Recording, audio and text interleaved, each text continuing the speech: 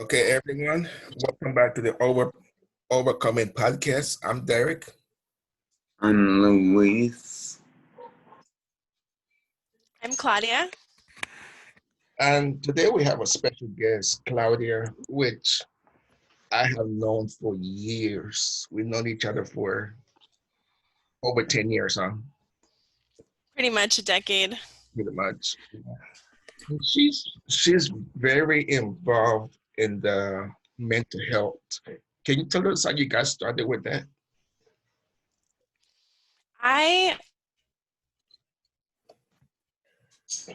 Initially, I became more interested in learning about mental health after I became pregnant with my daughter. I knew that there were cycles I wanted to break, and in order to do that, I needed to learn a lot. What what what is your definition of mental health? Mental health means being centered in oneself, being authentic to oneself, and being true to our inner being. I know that's part of your, I would say, your daily meditation, right? Come again? How does mental health, how does meditation help you with mental health? Meditation allows me to come back to my body.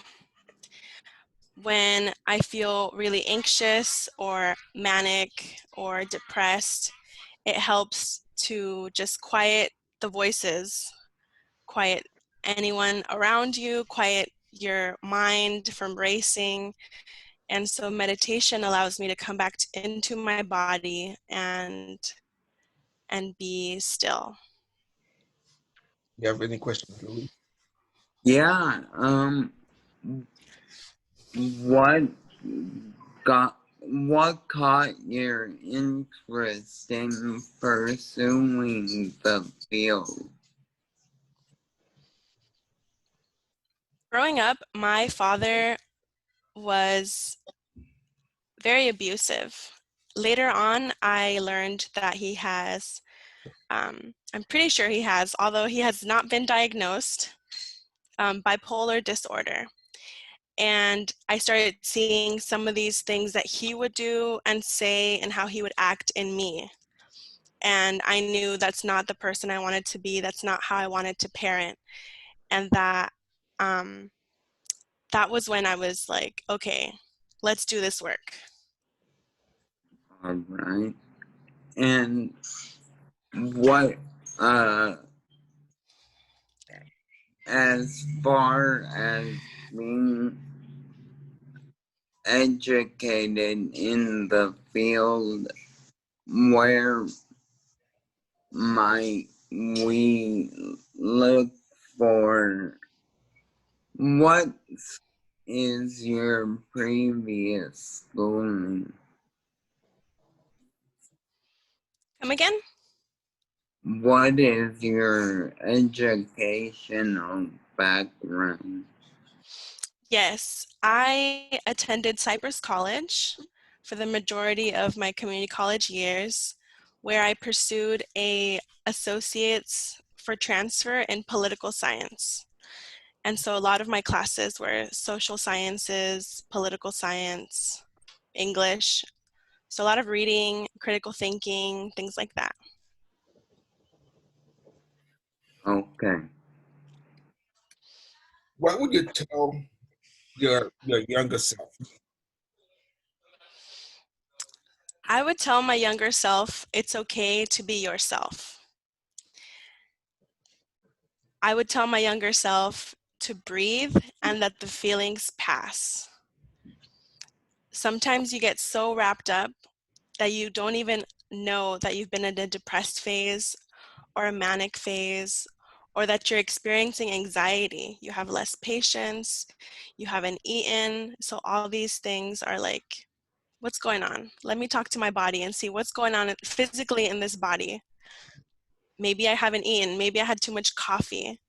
So I would tell my younger self, to breathe, to get to know your body, because every brain is different, and to know it's going to be okay. What is, I know that your daughter is still young, but what is one lesson that you're teaching her that you wish you would have learned when you were younger? You know, it's funny. I lost my cool 2 days ago, and I yelled at her and I apologized. And she said, "It's okay." And I said, "It's not okay." And she said, "Grown-ups make mistakes, and that's okay." Mm. And that was so big for me to hear as a parent, because no one ever apologized to me for yelling at me, hitting me, or degrading me. So for her to be able to have those words has been the biggest blessing.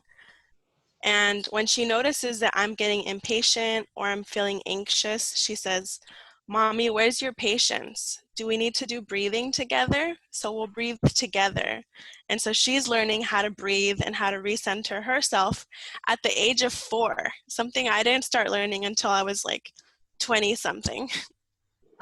Wow. Wow.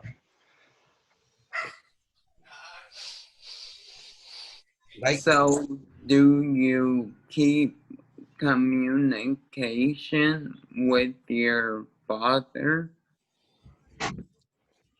I don't. A lot Okay. of family trauma happened, and I've tried to revisit those wounds to see if he's ready, and he's not. Okay. And I'm afraid he probably never will be. And that's something that I've had to sit with and heal as well. Yeah, come to terms with, right? Yeah, definitely. And I've leaned on chosen family that sees me for my true, authentic, queer, Latina, woman-X self. And I feel so full of joy when I'm seen and heard. And it's so validating.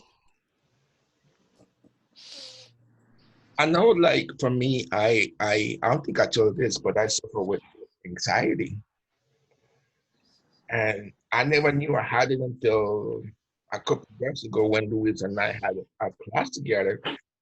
But what is one thing that has helped you with anxiety relating to mental health? This morning, I was feeling anxious about this interview.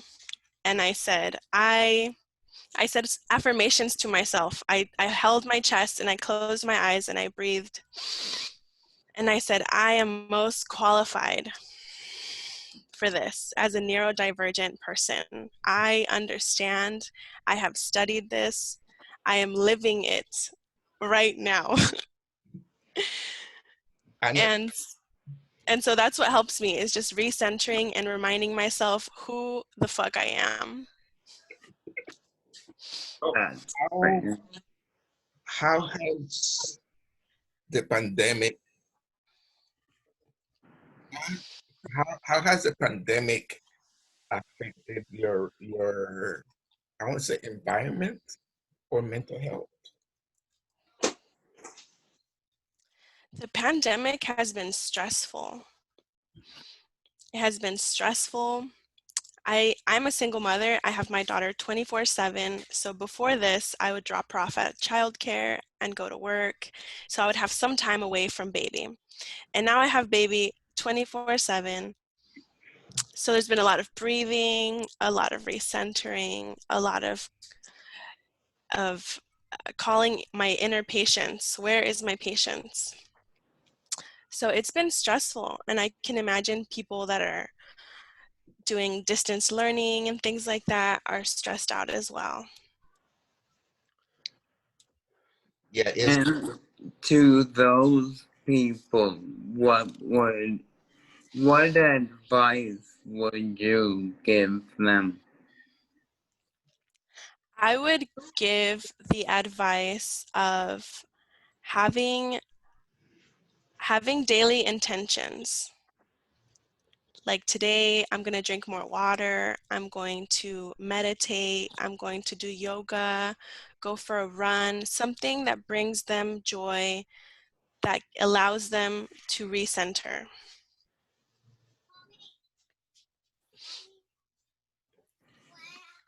As we're talking and taking notes. Speaking of my little one, she's right here. Hi, cutie. Yeah. I'm trying to see. Oh, yeah.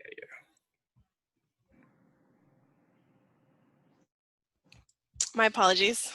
That's good. Um,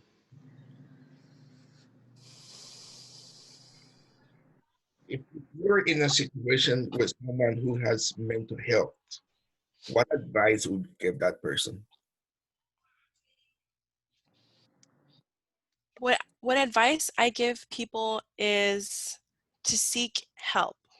If family isn't there for you, they don't understand mental health, seek a therapist, seek a support group, seek someone that experiences these things and can just hear you out and know that these feelings are very much real. They're Mhm. not they're not just in your head, they present physically in your body. So is it more, I think you and I have talked about this before, is it more mental or is it more physical? Or a little bit of both? It's both, depending on what one may have. When I am depressed, it's really hard to get me out of bed. I'm not hungry. My appetite completely leaves. I can't get myself to brush my teeth. I mean, it's very much physical. What is one quote that you go by?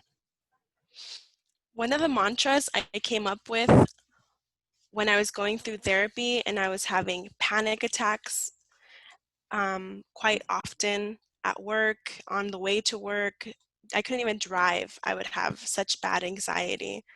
Was I would close my eyes, I would hold onto my chest, and I would say, there's enough air to fill my lungs. And that was all I would concentrate in, was just breathing.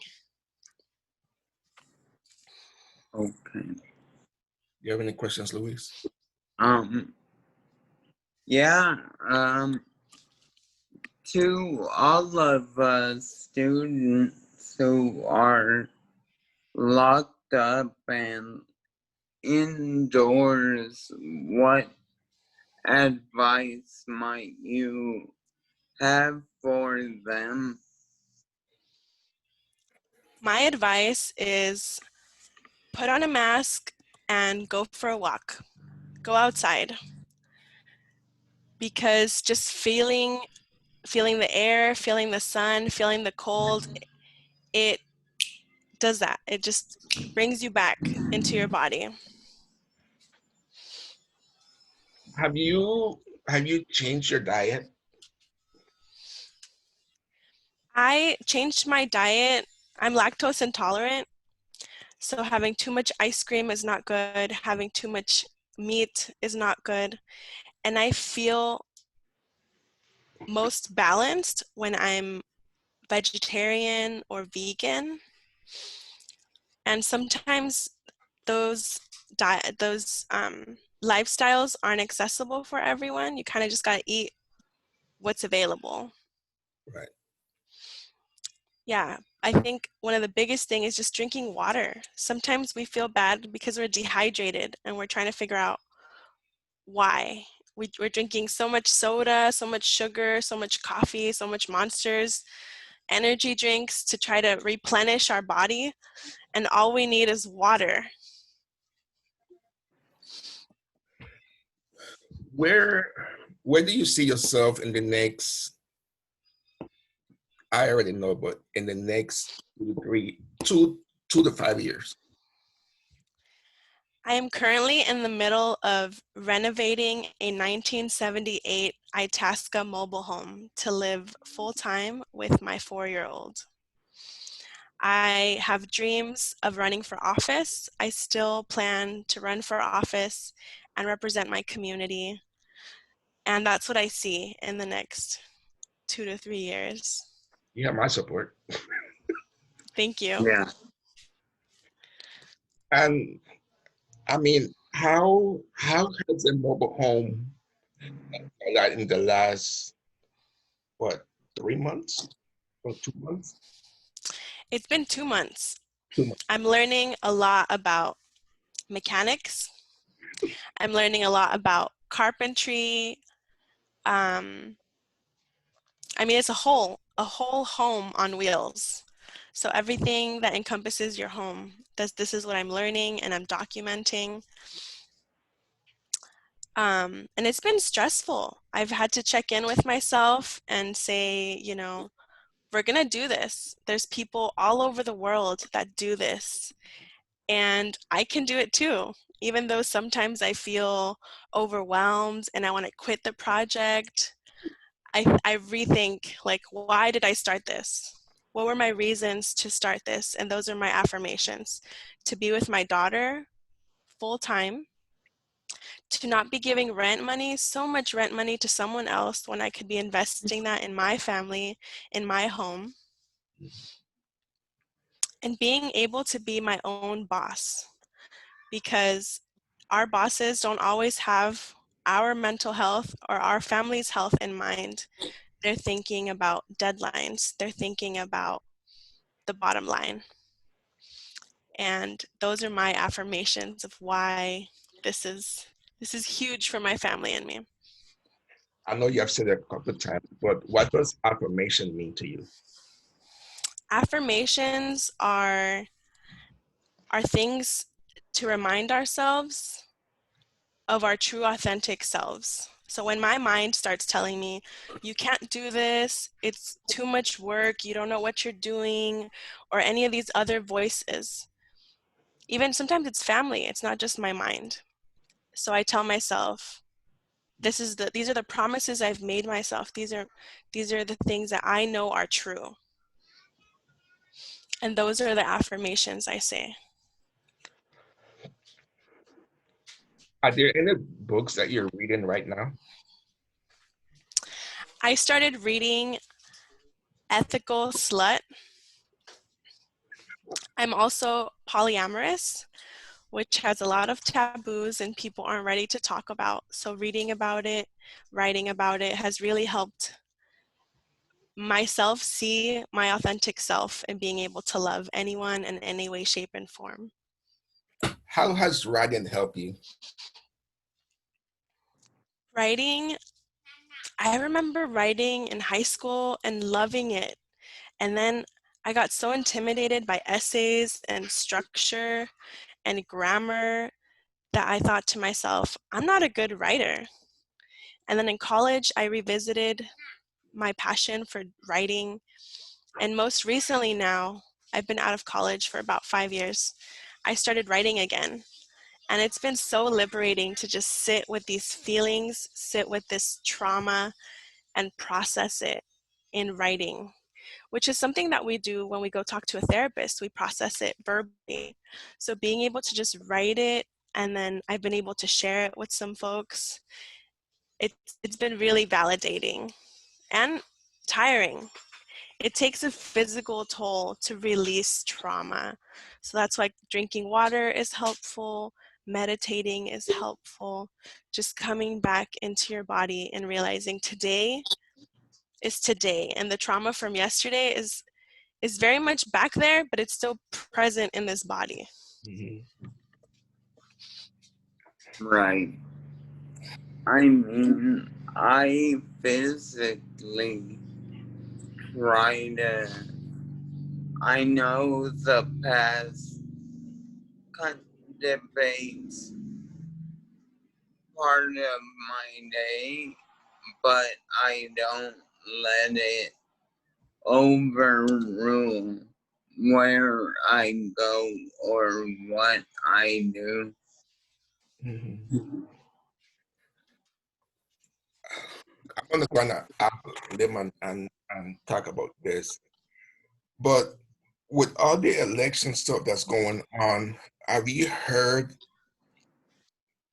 any of the two people that are running for office talk about mental health? And how would you approach that? I very rarely tune in to the federal debates. It's triggering. I feel so disillusioned to think that these are the two people we have to choose from. And we have so many issues that they're not talking about, that they don't even have on the menu. Mhm. And so I just take it back to local politics. The people that run our lives are the local politics. For example, my mobile home. There's some cities that will accept me parking on the street and other cities that do not. So we have these racist, low economic policies that don't work for everyone. But these people in power that are homeowners, our X generation in the United States, they can afford to have a mobile home for leisure and just park it on their property. But some of us are going to be living it 24/7, and we need policies that support our families. What? That's so true. I mean, the people lose sight of the local politics because they don't get much attention when those local races are the ones that might determine your future. Yeah. Um, what is one policy you would come up with relating to mental health? We need universal health care yesterday. We need access to doctors, to psychiatrists, to therapists early on, not when we're 30 and having panic attacks at work and not being able to function. We need to learn these things like 2 decades ago. Right. You think it would help if they had something like that in junior high school, Yeah, college?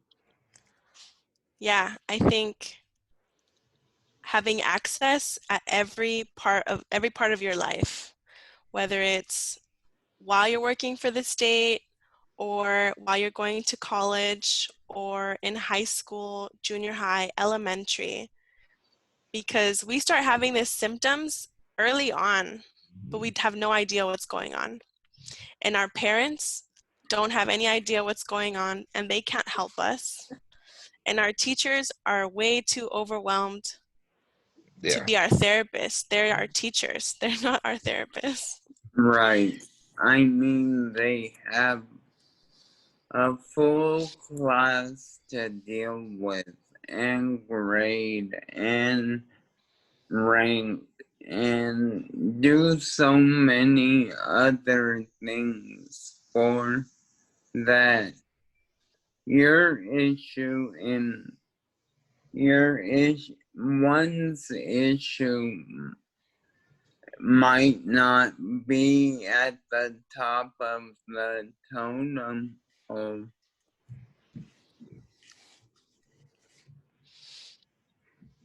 Yeah. So I think having mental health access everywhere is very, very important for our current selves and our future generations.